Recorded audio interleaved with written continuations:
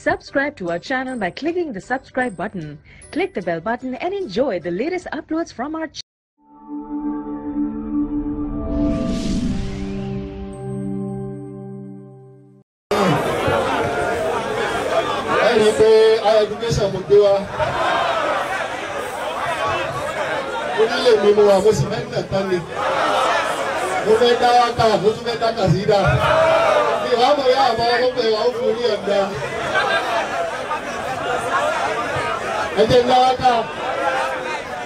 Gbogbo ọ̀nà lájọ máa gbé wípé oníkìjìpá ti di Mufti Ìlọrin. Oníkìjìpá ti di Mufti Ìlọrin. Oníkìjìpá ti di Mufti Ìlọrin. Oníkìjìpá ti di Mufti Ìlọrin. Ọ̀tá ń banújẹ́.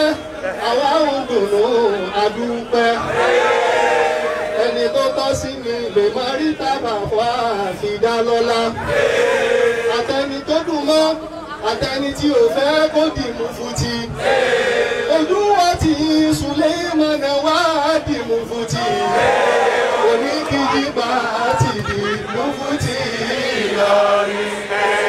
Oníkìjìpá ti di Mufti Ìlọrin. Oníkìjìpá ti di Mufti Ìlọrin. Bàbá Mufti oore yìí pọ̀ gan-an àdúpẹ́. Bàbá tó ní tó fi borí àwọn ewu. Àwọn kan fẹ́ jẹ́ ṣùgbọ́n kádàrá àgbàwájú. Orí ló takò wọ́n tó lẹ́yìn ló kàkẹ́ jẹ́ Mufti.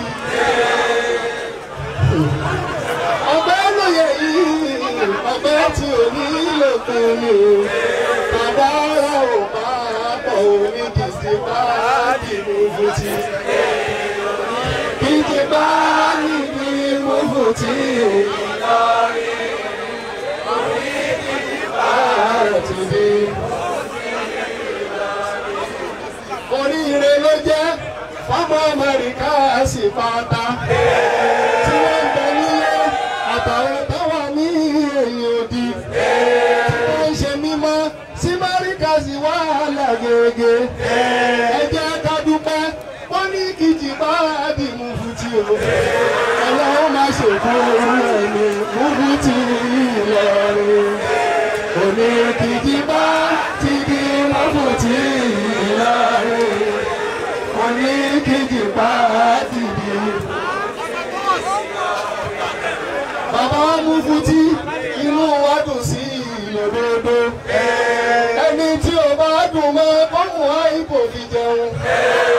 Ìdùnnú tiwa ìbànújẹ́ yìí ọ̀tá wa. Oníkìjìpá ti di Mufti ẹ̀kẹrin. Ṣéwù Àlímì Sọ̀líhù Àlímì Jàǹtà. Oníkìjìpá ti di Mufti Ìlọrin.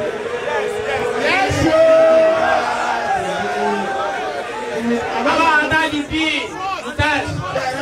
Bàbá Adájúdín Kùtàsì Àlàdí. Bàbá Adájúdín Kùtàsì Àlàdí.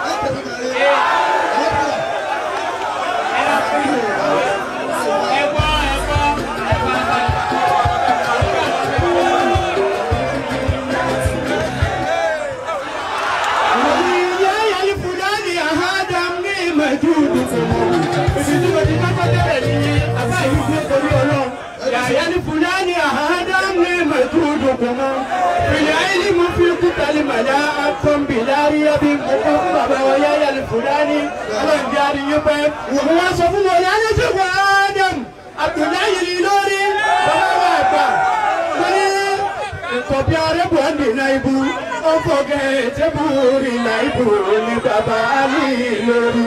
He is noble director.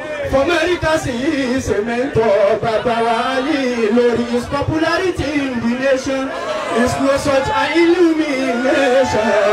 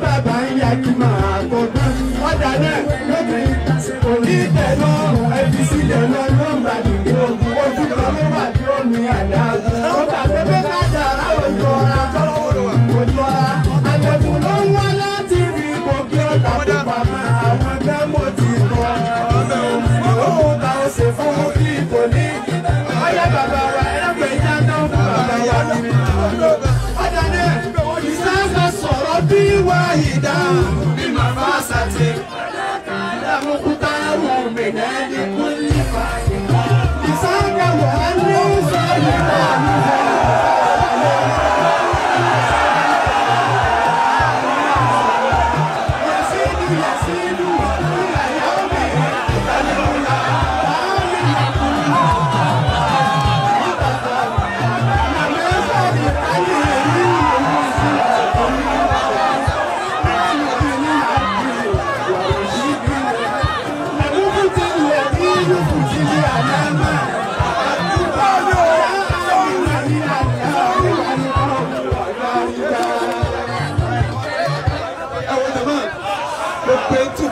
láyé ó ti ṣòfò òsì tó lè ké láyé kí ọba tó láyé rẹ ọba ìjọba sáré ọmọ yìí ìwà ọkùnrin wọn ní ẹbí fún ọba ìdàgbà wọn ní òtí ìkùnrin lọ́gbà wọn ní kìsẹ́wù ọba ìkìbọn ní bọ́ọ̀kìnì kìsẹ́wù kìmìsíkì ọwọ́ àkìbọn ní bọ́ọ̀bù abúlóni onílẹ̀ ó sì kọrin wọn tó bá láyé ẹ̀sìn wọn lọ́mọ gbogbo èrè ọmọ rẹ ọmọ náà wọ́n kò fún ọmọ yìí kò ní sórí bú kò ní sórí bú ó kì í ó ní mi máa ń wí gẹ́gẹ́ tí orin yẹn kò ní sórí bú ó mọ tó bàjẹ́ ó mọ tó jẹ ó mọ tó jẹ tó jẹ kò ní sórí bú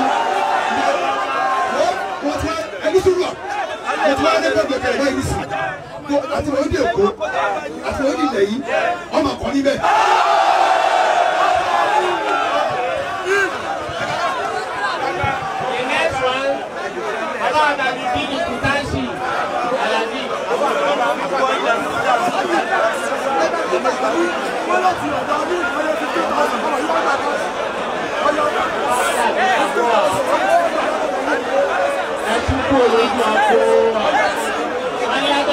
Ìkáyé fọmọ ẹ̀ wá san 15,000 naira. Ìwàgbà ó yá Kùtàṣídà 50,000 ẹ̀hẹ́. Kùtàṣídà ó yá ìṣàgbé.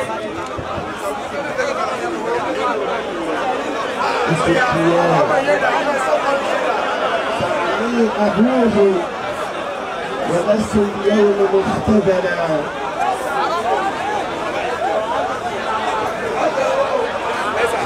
فالشعر الثيابي لك أو هدلا للحبيبة إذا قرضت طريحته شعرا نجيبا للأصفاد متصلا يقال دوما رسول الشير يا هبد الهدي لم يعتذر في شير الثقلا أما الفقيه إذا أفتى يقال له مفتي الديار